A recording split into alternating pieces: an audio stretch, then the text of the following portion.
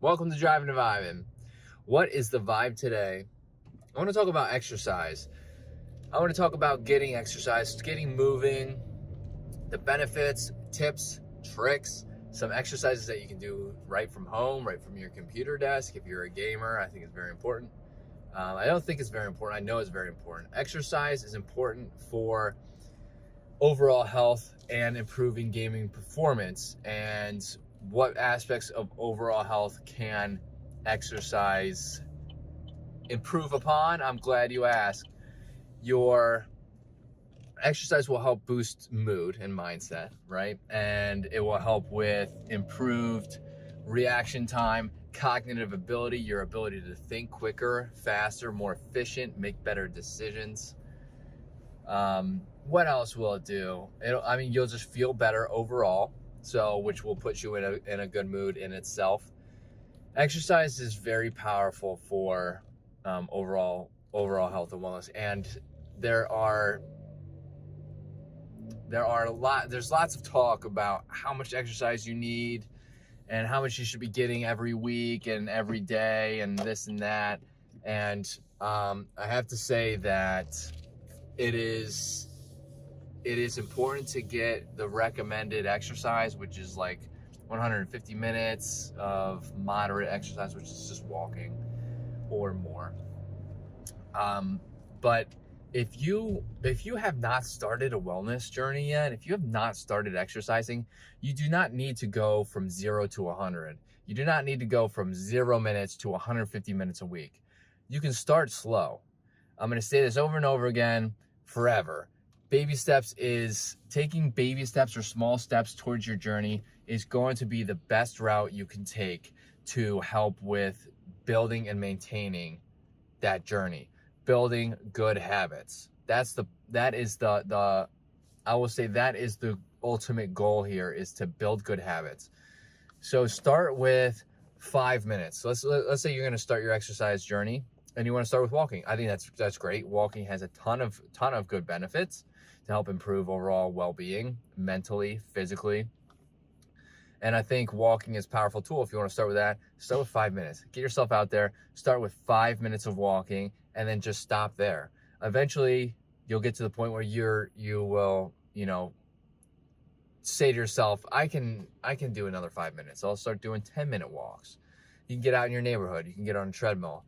Just doing that a couple of times a week to start will start to build that habit. And then again, you're going to start looking at it where in the aspect of you're going to start enjoying it more and more, right? After you get over that initial hump, you're going to start enjoying it. And that 5 minutes is going to feel like a breeze to you. So of course you can add another 5 minutes. And now maybe you're doing 10 minutes 3 times a week. You'll do that for a little while, a couple of weeks maybe. And then that feels like a breeze. And then you say to yourself, you know what, I'm going to walk 15 minutes. I'm going to do 15 minutes. You keep adding. These baby steps will help to really solidify the good habits that you're building. And the good habits are what's going to help you push through and maintain.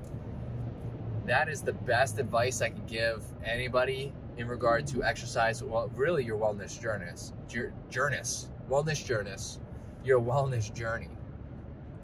When I started my exercise journey, I will say, so let's backtrack for a second.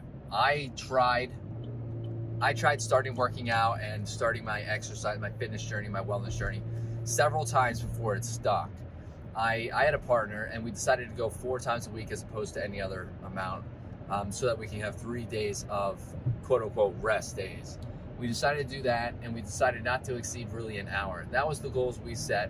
It was easier to be able to kind of do with a partner. It's another tip I will give, is do it with a partner. If you can, have a partner there to walk with you, to do exercises. It makes for a more enjoyable learning experience, as well as kind of just somebody that holds you accountable to help push you through the tough times. But we set 4 times a week, and that was the kind of the stepping stones we used. And then eventually we got up to 5 and 6 times, and we only took 1 day off. We we switched around, and the more we learned, we switched around our exercises, routines. But I have to say that we took those little baby steps in just the exercise, and 4 days is kind of a lot. I could have probably started, because there are times where it got a little tough, you know, kind of feeling like we were getting a little burnt out. I could have probably reduced it to 2 or 3 times a week to start, which is what I would recommend most beginners.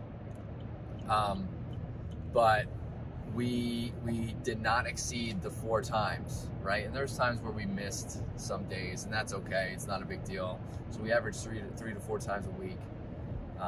And that was the stepping stone we laid down to advance from there. And then we started learning more. And then we started adding in another day, and then going on top of that. But taking these small baby steps will really help build that habit of exercising.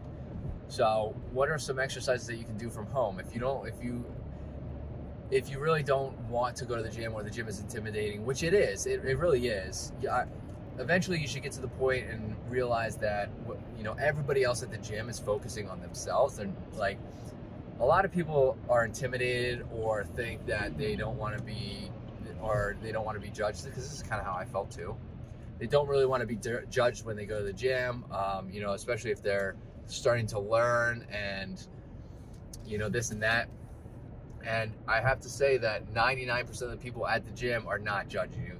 Nobody really, everybody's there for the same reasons. So nobody really cares like what you're doing, you know, unless you're doing something that is kind of like outrageous, then is purposely attention grabbing, or something that is very dangerous. That's probably something that's going to grab people's attention. But most people mind their own business. They do their workouts and they get out. That's kind of how that is. But it's a normal feeling to be intimidated going to the gym. But there are workouts that can be done at home. So you can do your workouts at home. You could go do 5 minutes of walking. You could do 5 minutes of exercises. Some exercises you can do that are very easy are push-ups. Push-ups will help with building overall, you know, upper body muscle. We're gonna really kind of make it easy to understand the upper body area, right? You don't have to do real like full-fledged on the ground strict push-ups. That is difficult to begin with. So do assisted push-ups. Your computer desk, or your kitchen table, or even a chair, the side of your bed. Go at an angle. If you can see, go at an angle and do an assisted push-up, where you push up. You're assisted by the bed or the chair or the table, and do a couple of push-ups then. And then what you can do is, even on a wall, you can do this on a wall, so you have even a more steep of an angle, we'll say. And then eventually you can start making the angle less and less. I'm apparently terrible at math, so I don't even know the words, but reducing the angle as you progress through kind of your journey here, to add quote unquote more resistance, because obviously the lower to the ground you get, the more gravity is going to have a play in that. So push-ups is, and I can make a video on this, of course, like with the actual exercise, but assisted push-ups off of a table, a bed, or a desk is a powerful upper body exercise. Another one would be dips. It's where you kind of sit, or you kind of lean off you scoot forward off of the chair, and you have your arms on the back of the chair, and you dip your butt down low so that your arms are raised up. This one's harder to explain. I've never actually explained these dips, and you can look these up. These are all over the internet, but dips are a good one for upper body as well. And that's something you can do right out of your chair. You can scoot forward out of your chair, push yourself, you know, let yourself kind of go down to do the dip, pull yourself back up, do that a couple times. And then there's that. Planks are very powerful for the core. Core is very, very important for stability in everyday kind of activities. And planks would be a good one. So you can do a plank. That's kind of where you just get down on your hands and knees, and you make a 90 with your elbows, and you hold for, I would literally say 5 to 10 seconds, and then be done. Do that a couple of times. And then for lower body, you can do lunges. It's where you just take a step forward and you have your back knee touch the ground very gently.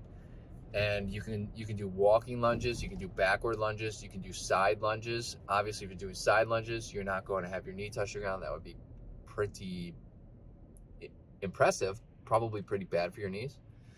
So there's lunges would be good exercise that you can do as well. So because I'm running out of time, I only briefed over a couple of exercises. So if you I'll make another video on more, but if you have any requests, and look up these exercises, they're all over the internet. But if you have any requests on exercises, or kind of a routine that you can do, by all means reach out. I would love to help you out.